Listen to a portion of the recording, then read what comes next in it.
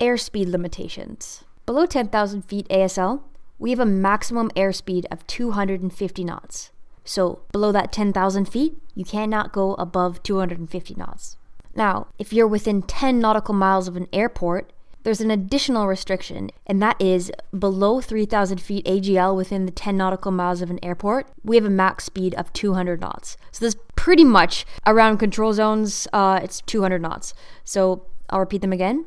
Below 10,000, we have a max airspeed of 250 knots. If you're within 10 nautical miles of an airport, below 3,000 feet AGL, you have a max speed of 200 knots. This means that if you're not near an airport, so if you're over 10 nautical miles away from an airport, you can go above 200 knots, up to 250 if you're below 300 feet AGL. So that 200 knot limitation is only within 10 nautical miles of an airport below 3,000 feet AGL. Obviously, if your aircraft can't operate at a minimum safe speed below these marked airspeeds, then you can do it. But just for general aviation purposes, 250 knots below 10,000 feet and 200 knots below 3,000 feet within 10 nautical miles of an aerodrome are limitations.